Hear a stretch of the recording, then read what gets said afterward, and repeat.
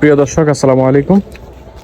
আমরা এখানে যে পুরাতন যে গাছের গুঁড়িগুলো আছে, এই গাছের গুঁড়ি সরানোর পর আমরা এক আশ্চর্য জিনিস দেখতে পাই।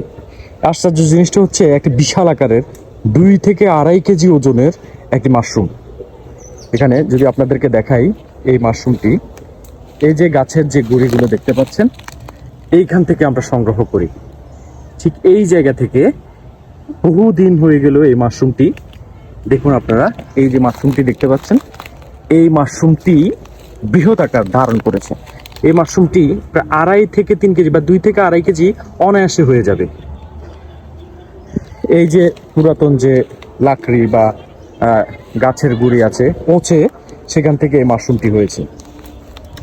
তো এই মাশরুমটিকে আসলে খাওয়ার উপযোগী কিনা সে বিষয়ে আপনারা বলবেন, এই মাশরুমটিকে আসলে খাওয়া যাবে কিনা। দেখতে পাচ্ছেন আপনারা, মাশরুমটি কত বিশাল আকার ধারণ করেছে। একটি মাশরুম শুধু এই জায়গা থেকে আমরা সংরক্ষণ করেছি। এই যে পুরাতন যে গাছের গুঁড়ি আছে, এগুলো এইসব জিনিস দিয়ে আসলে মাশরুম তৈরি করা যায়, মাশরুম চাষ করা যায় অর্গানিকভাবে, কোনো প্রকার মেডিসিন ছাড়া বা কোনো চাষ করা ছাড়া এই মাশরুমটি এখানে আশ্চর্যজনকভাবে বেড়ে উঠেছে।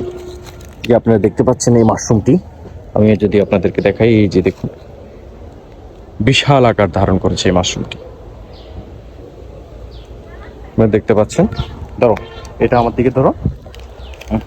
এই যে আপনারা দেখতে পাচ্ছেন এই মাশরুমটি, দেখুন আপনারা কত বড় মাশরুম। এটি প্রায় 3 কেজির কাছাকাছি হয়ে যাবে।